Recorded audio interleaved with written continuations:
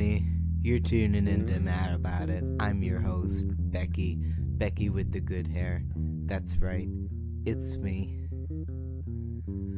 Oh, I'm not even sure if I'm fucking Becky anymore, though, to be honest with you. I don't even know. So,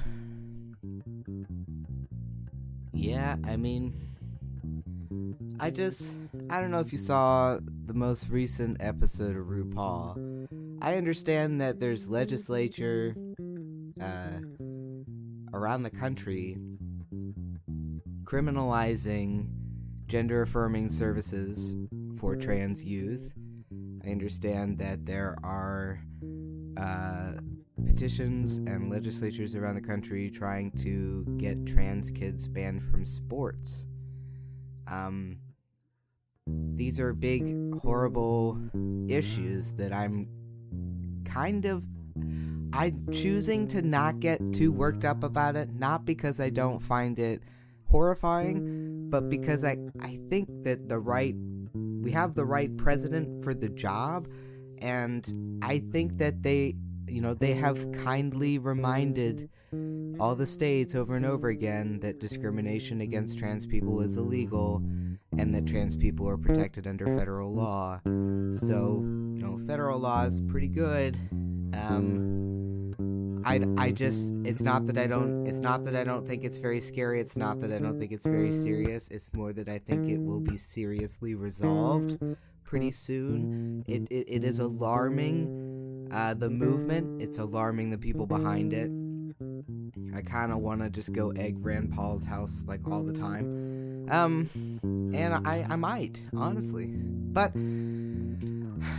now it's recorded, so if I do it, they're going to be like, well, there you go. So not to, by feeling pressured for me to egg Rand Paul's house on the podcast, now I have, made myself a liable suspect. I don't think it's safe for me to go do it. But if any of you wanted to go do it, please say that you heard Joe Rogan do it and that Joe Rogan told you to go egg some guy's house. Definitely wasn't Becky. And if you do decide to say Becky, then it doesn't fucking matter. I'm going to change my name to something. I haven't even decided what yet. So, quite off topic for today. But my point is, there are really serious issues. There are really serious issues right now that have way more importance than RuPaul's Drag Race. And they're way more important than the stupid fucking show. But unfortunately, for my peace of mind, Utica's roast was pervasively awful. It was so bad that it really made me question, why am I watching this? What good comes out of this show, if any? And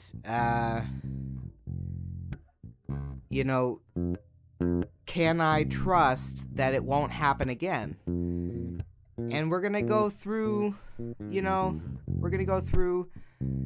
the episode. We're gonna break it down. We're gonna talk about a bunch of different things. We're gonna talk about a brief history of fatphobic sentiments on RuPaul. But to be honest, fat phobia in RuPaul is so pervasive, it deserves its own episode. So I kind of summarized what I consider to be a highlight reel of the most fatphobic things that happen on RuPaul. It's not an in-depth view. I don't cover everything. I don't cover everybody. It just is what it is. And the main focus, of course, of this episode is going to be dissecting what went down in the last episode as far as Utica is concerned, how the show responded to it, how people are responding on Twitter and Reddit, and, of course, as always, how Becky responds to it. I fucking hated it. So, yeah, I mean, usually on Mad About It, usually what I do is I enthuse about something. I'm an enthuser. I'm an enthusiast. That's what it's called. I like it. It's fun to get into stuff. It's fun to really enjoy stuff. You get ridiculed for it a lot. It's kind of unfortunate. You know, people that, like, have been made fun of for liking stuff love to make fun of other people that like stuff. Just is what it is. But usually, you know, this is not really, you know, some people, they find me and they're like, yes, my, like, you know, echo chamber of rage. And it's like, hey, man, get your own echo chamber of rage. Like, this is, you know, we talk about stuff that makes us mad, but we also talk about stuff that's exciting and stuff that you can get obsessed with and stuff that you can, you know, kind of go down the rabbit hole with and enjoy yourself. But unfortunately, this episode is not a lighthearted episode. It's not a fun episode, and I am actually genuinely mad. Like, I'm actually angry, and I'm frustrated with the RuPaul fandom, as always. But you know, now it's a little bit the straw that broke the Becky's back. I'm kind of done with the show. I will still watch it, but I will never tell anyone that I like it. I don't know if that makes any sense. I feel like it's just so many people equate RuPaul with just all of the LGBT community. Everyone in the LGBTQA plus QAI plus community supposedly is being represented by RuPaul's Drag Race. That's how, like, regular cisgender heterosexual people see it, and it's just not true. It's literally quite literally just a drag show competition, and RuPaul's idea of what a drag show competition is the basis of the show, similar to how, you know, Becky's idea of what a podcast is how the Mad About It podcast goes. If you've been here for a while, you know it's very consistent. I don't like to change stuff, and neither does RuPaul. He has a set formula for how he goes about all of this stuff. And a huge part of the formula are the colors of the show, the colors of the background, the theme music, the songs, the structure of the challenges, you know, when the Snatch Game is. All these things are very important. But there's a whole other formula that a lot of people just ignore, and that's his formula of what a drag queen is. And the formula of a RuPaul drag queen is thin man plus wig equals drag queen.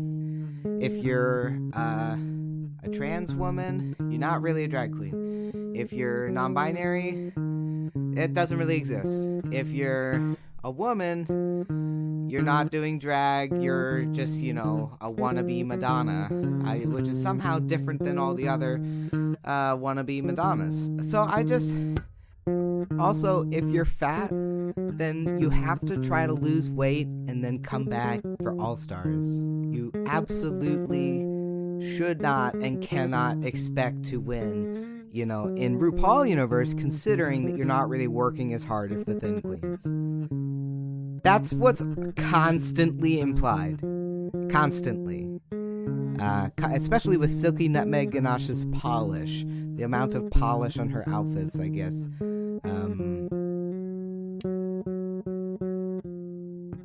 I'm gonna say that they would see her as very, very polished if she came back very thin. She would immediately be more polished. She could wear a fucking brown like feedbag sack and have lost all the weight and come back as like 110 pounds, like, you know, anemic person, and they would have been like, wow, you look amazing, so polished, so precise. The feedback look is just like, it's almost like you are making a metaphor of the sad sack of shit you used to be. I swear to God, that's like a fucking vision from the future of a RuPaul we haven't even seen yet. And if you don't know what I'm talking about, you just haven't seen the fucking show. You haven't seen the fucking show. And if you have seen it and you still don't know what I'm talking about, then you must just be very complicit and just completely in agreement with all of the different times that the show has dehumanized fat people. Because there are an incredible amount of circumstances in which the show has dehumanized fat people. And I can't wait to get into it. But Utica's roast is a real good example of dehumanizing some fucking fat people. She quite literally told Nina West that she was a whale and refused to speak to her like a person because she was a whale. That's dehumanizing someone. I don't know how else you can try to, spin it. I guess Nina West should, and Nina West is willing to take a joke. Nina West is so willing to take a joke, she doesn't even fucking stand up for herself for any reason, and she'll never stand up for somebody else if the person that is criticizing her, could potentially hire her. She will not say anything bad. Including, she will not stand up for a person of size, no matter what the circumstances, as long as it means that Nina West is going to get a check. Sorry, but if you can't tell, I'm pretty pissed at Nina West right now. I think her performance in the Untucked, where she just kind of complicitly agreed with all of Utica's jokes and played along with them, and then also just it plays along with being the fat girl in general. I understand if you could feel that way, but there has to be some sort of acknowledgement of people watching, and for you having a fan base that may not really want to handle that situation that way. For the record, Nina West, I thought that you were a role model. You know what I mean? Nina West, of all the drag queens, Nina West advertises herself as a role model. And that motherfucker, if you're like a 16-year-old fat girl watching Nina West, what are you going to get out of that? You should agree with your attacker. You should make nice with your attacker. You should make self-depreciating jokes about yourself. And at all costs, accept full responsibility because you're fat and other people are gonna be mean about it. So just, I guess pander to it? I'm not sure. Fuck that shit. Fuck that shit, Nina West. I cannot. So anyway, we're not here to rip on Nina West. We're here to rip on Utica. Utica is the main offender. And we're going to break it down step by step. But there's a couple things, especially the way that they're handling the whole Gottmik thing and the publicity around all of Gottmik. They are marketing Gottmik as if Gottmik is the first trans person to ever do drag. They're certainly saying that they are the first trans contestant to be on RuPaul's Drag Race. They're the first trans man, but they're not the first trans contestant. There've been a lot of trans contestants, like almost one per season, at least. Not to mention the contestants that weren't out as trans on the show because they didn't feel comfortable for a reason. So, Utica has a history of transitioning and detransitioning that she completely hid from the show. Pheromone is non-binary. Valentina is non-binary. I'm missing a lot of people, I'm sure. I'm just saying, there's so many, you can't even fucking remember them. You know what I mean? Transgender people and drag queens and drag as an art form of expression are peanut butter and jelly. The only person that didn't think this before fucking this season was RuPaul. And, I guess I'm kind of ranting, but right off the bat, this is arguably just the most ridiculous and the most out of touch season of RuPaul's Drag Race ever. And again, the show is about the contestants. The queens themselves are why you watch, and there's some good queens this season. So yeah, you're gonna watch. But, I have a hard time watching a show where Utica can go up there and say all of that stuff, and for people to go, ha ha ha ha ha ha ha, you're mean, work on your delivery, see ya for All Stars. That's basically what they did. Everybody on the internet is like, I thought Utica was funny, why'd she go home? People when the rest of the world equates all of the queer community to what is represented on the show, that is just the worst news ever. You know, it's a big burden for the show to bear. I'm not saying that RuPaul deserves that burden. He's just a dude that wanted to be famous, that made a TV show. It just is what it fucking is. I'm just saying, you know, Facebook didn't intend to influence the election, but they did.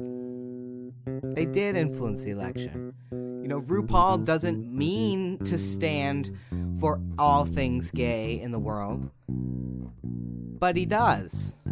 So you kind of have to, you know, be aware of your newfound responsibility. I suppose that's what he's trying to do by allowing one transgender man onto the show and then expecting, I guess, various sorts of Emmys or whatever the fuck he wants to get. You know what I mean? Drag Race UK apparently was a big deal this season, and I guess Lawrence Chaney won. And Lawrence Chaney, I didn't watch the season, but I've looked up information about the season, and every time I see any type of video of Lawrence Chaney, he does his fat bastard impersonation. So, like, you know, yeah, a bigger girl took the crown in the UK. But how did the bigger girl take the crown? The bigger girl took the crown by being a parody of a fat person. Like, fat bastard is like a super offensive parody of a fat person. And also not even a real person. He's not a real person. He's a fucking suit that's like covered in cheese and shit. It's disgusting. It's not a real person. It's a dehumanized satire of a fat person. And that impersonation, I think, is what got that motherfucker the crown. And yeah, you know, their looks are really good, blah blah blah. But that fat bastard shit is why that motherfucker won. And RuPaul, every season, just as there is a trans person in every season besides Gottmik, there's also you know, someone. This is the one season where there hasn't been. There've only been a couple seasons where there just haven't been any larger contestants. And this season, the largest contestant that we have is Candy, who is, you know, I guess representing fat people. I just, you know, I'm sure that Candy represents some people, but Candy does not represent all people. And I will say I really like Candy though, and I really liked her performance at the roast. Sorry, side note, I'm kind of a Candy fan. But I find it pretty alarming that Utica can go out there and say all those things and then kind of just be patted on the back and asked to leave quietly and wait until she can reemerge with less grit. That's what they told her to do. They told her to go polish up and don't be so gritty for next time.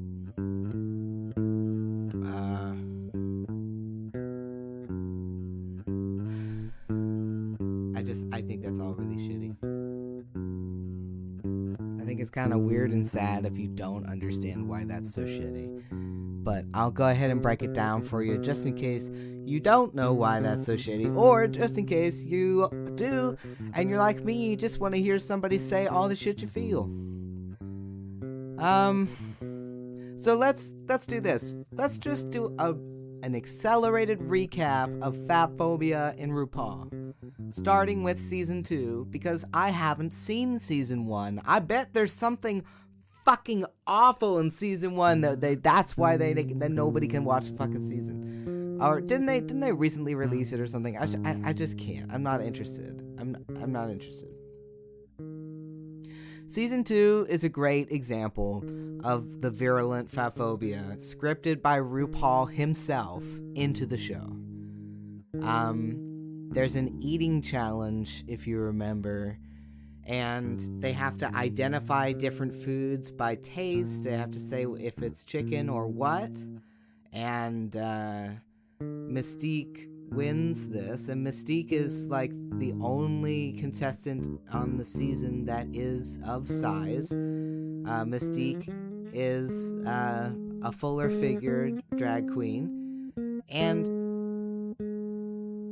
you know, right as the challenge begins, there's a clip on YouTube, you can look it up yourself, season 2 eating challenge, and Raven says, finally, a challenge Mystique can win, as maliciously as possible. And then they're at the final stage, after they're determining whether it's chicken or what, there's a finish your basket speed eating competition where, again, the goal of winning this round is to eat as fast as possible.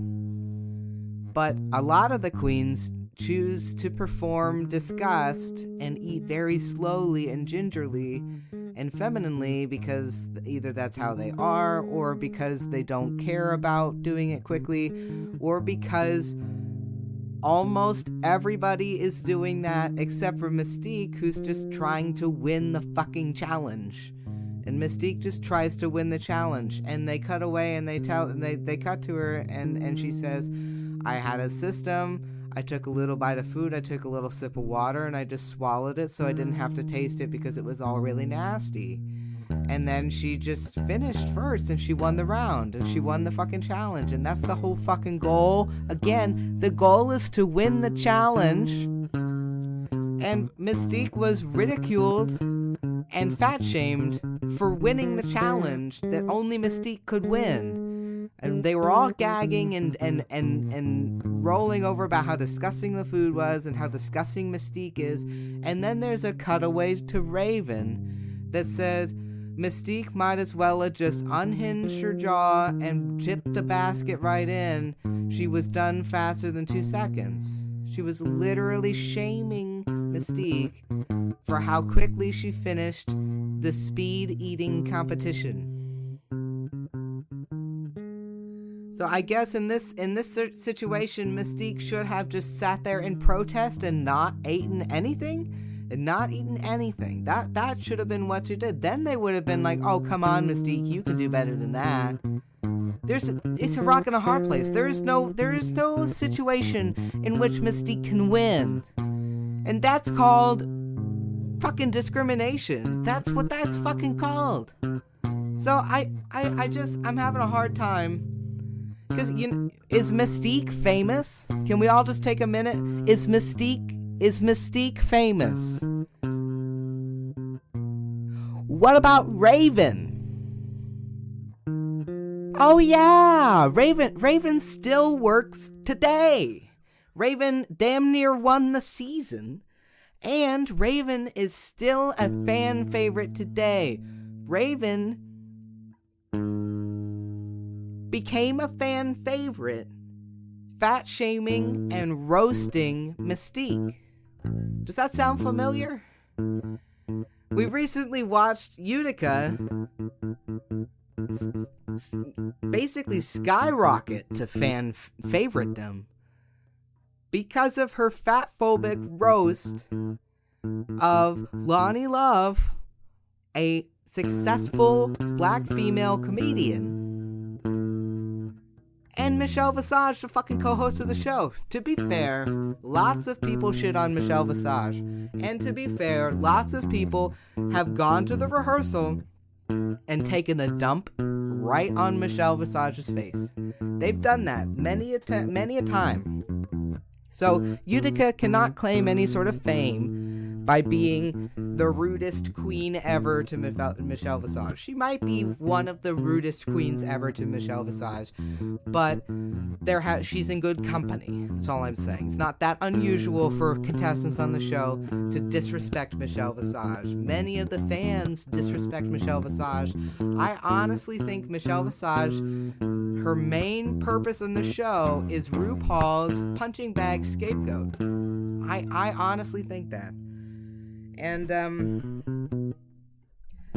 so it's not that unusual for her to shit on Michelle Visage, but basically, I'm not sure if I've ever seen somebody shit on the guest judge nearly as much as Utica shat on Lonnie Love. I mean, it was pretty personal to a point, honestly.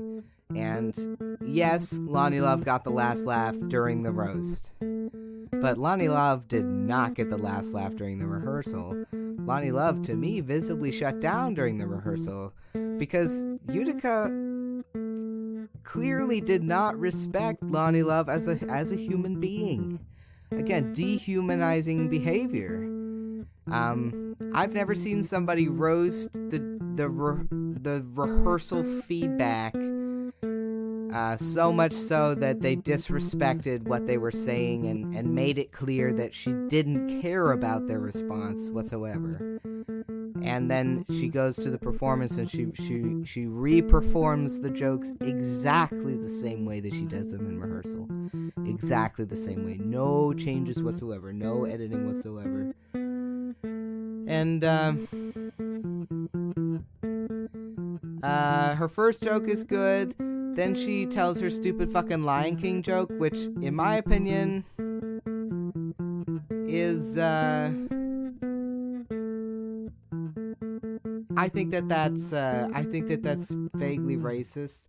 Also, it flops. Michelle criticizes the way she would any other queen. This is in rehearsal, sorry. Utica responds by fat-shaming her, ignoring her, insulting her, critique.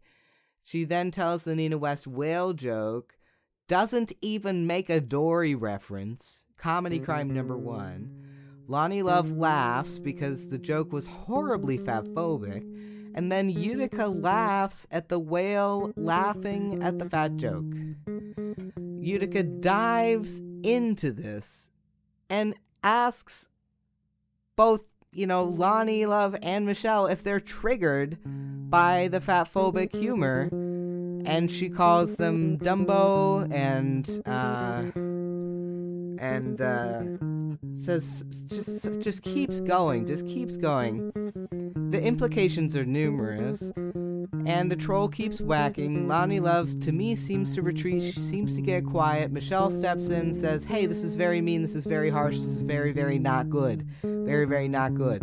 Utica laughs, rolls her eyes, seems to think to herself, well, the right people are gonna love it. I think this is funny, so everyone else will think it's funny too. The right people will laugh. She literally says this later in the dressing room. She says, if I'm having fun, they will too. Nope, they will not have fun. Utica performs every joke as it was in the rehearsal. No edits, nothing changed whatsoever, except the roast had more jokes, and they're all worse somehow. She smiles and enjoys the whole thing from start to finish, regardless of what her response was. Her jokes to Heidi, in my opinion, were very racially biased. And I think that the secret to Utica's offensive humor was that to her it was very, very funny. Because to other people on Reddit and Twitter, they also thought it was funny. They also thought it was very, very funny. And in order for these jokes to have any sort of punch, any sort of humor whatsoever, you have to fill in the gaps. You have to imply. You have to make implications. You have to have a series of stereotypes that you find less than, that you automatically assume about people. These stereotypes, these implications, these biases that you have are not proven. They're assumed negative attributes that you deem unseemly, that you don't associate yourself with, that you go ahead and assume about someone else that you don't know. It's called being a fucking bigot. And if you thought any of Utica's jokes were funny, it's because of those implications. I believe that if you were the wrong kind of folk, you could definitely enjoy various racist implications insinuated by Utica's material. And yet no one mentioned it. The only people I've seen talking about it online are people talking about it in other countries. Outside of America. Honestly, I'm like fuck America. I'm like ready to move out. Plenty of the other queens made offensive jokes with fatphobic material. The implications of the other queens' jokes were nothing like Utica's. Gottmik's joke about Ross coming when the pizza is delivered in a porno, literally implies nothing about Ross's lifestyle or character, other than that a funny joke about loving pizza abstractly. You know, like, it's a very abstract sort of sexual humor. Calling candy a roast also kind of implies that candy is delicious. Lonnie Love heckles her, and that she says, hey, you're bombing, you're the one bombing, everybody laughs, the whole panel laughs with her. Rue flips her off twice while laughing and smiling. They get their promo shot of the season, the golden meme for season 13. Utica is proud of her performance and seems to understand that she wasn't gonna be judged well, but that it didn't really have any sort of impact on whether or not she thought she did well. She leaves on a high note, and Rue says she looks amazing and thought that she was sometimes funny and other times too mean. She says she loves her and that she should sashay, but that she's probably gonna see her again. They don't outright say it, but they set this motherfucker up for All-Stars harder than anybody's ever been set up for All-Stars. And I think she put Simone in the bottom to make sure that Utica was sent home, but that honestly sounds really optimistic to me. I think quite simply Simone just bombed harder than Olivia. And I think that if Olivia had bombed harder than Simone, Olivia would have been in the bottom with Utica, and very well Utica may still be in the competition. I seriously think that. I would love, and the reason I think this is so outrageous is because based on the content and based on what happened, based on the treatment of rehearsal, based on all of what was going on, highly unprofessional behavior. I know it's a roast, but the other girls roasted and it was a completely different thing. So, only one person took it to where Utica was taking it. I think she should have been booed off the stage, and I think they should have edited a lot more of her jokes out. And, I think that RuPaul's Drag Race chose not to edit it out because they knew that people would think that it was funny, and they knew that people would like it, and they knew that people would like Utica. And it is just yet another chapter in a long history of RuPaul's Drag Race promoting and benefiting from fatphobia and fatphobic sentiment. Arguably, the most recent UK Drag Race UK winner, the plus-size girl, arguably she's only a winner because she's willing to play the part. She's willing to play the stereotype. She's willing to be the fat bastard. I shouldn't have to have personal experience as a fat person to be able to see various contemptuous actions and sentiments present in the episode and as well as in past episodes. It's the same as racism, it's plain to see. Same as sexism, it's plain to see. Why is it that on a show that claims to uplift and represent the queer community, Rue takes credit for discovering and accepting and adapting trans people for the show, all while silencing and editing out all previous trans contestants? Gottmik is just another chapter in a long history of transgender drag queens. Many previous contestants on the show have come out as transgender, and many previous contestants in the show have identified as non-binary, even Gigi Good, who almost won. Why wasn't the Gentleman Start Your Engines line changed for that season? What about Gottmik makes it racers instead of gentlemen? Gottmik identifies as male, he uses he/him pronouns, he just happens to be transgender. Why is this the season that it is changed to racers? Why? Because of RuPaul's fucking head up his ass. Honestly, it's not worth it anymore. It's not enjoyable, it's not entertaining, and it's just depressing. It's depressing.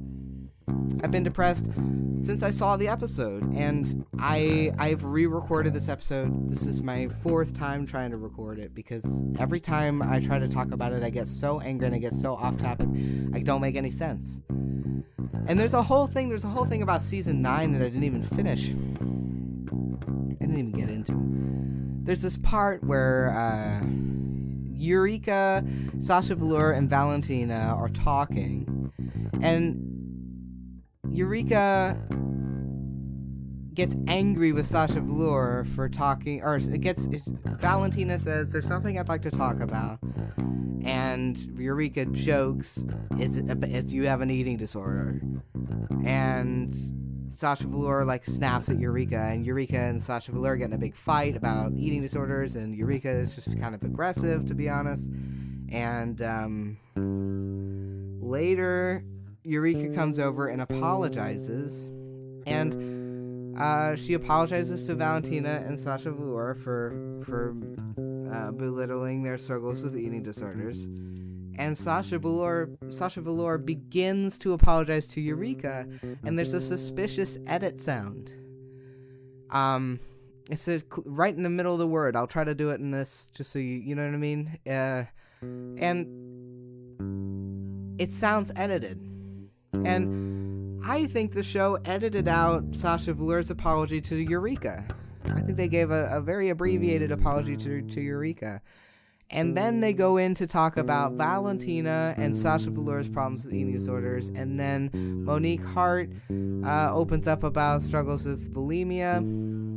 And I know that Eureka has struggled with eating disorders, and they don't talk to Eureka about it. They don't interview her perspective. I have no memory of them ever talking to a fat queen about their eating disorders. I have no memory of them ever talking to a fat queen about any of their problems besides trying to, fit in the world as a big girl was a vague concept. They never show support for the fat queen's eating disorders. They never show support for the fat queen's eating problems. They only show support for the skinny queen's eating problems. And that, I really feel, is a huge world problem. Like, that's just a fact. People think, oh, that person's fat, they can't possibly have an eating disorder because they're fat, And, I just think that's ridiculous. It's super ignorant. And again, Utica's jokes all centered around this idea of it's too mean, it's too harsh, it's too true. But I don't think any of what Utica was saying is true. I think that Utica is ignorant. And I think that Utica doesn't understand fat, and doesn't understand fat people, and doesn't understand the fat body, and doesn't understand all the different reasons in which people can become fat. And I also think that to RuPaul's Drag Race, the body positivity movement is a hilarious joke.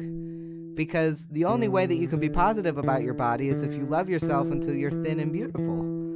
Because if you love yourself, you'll be thin and beautiful. And if you don't love yourself, then you're not going to be thin and beautiful.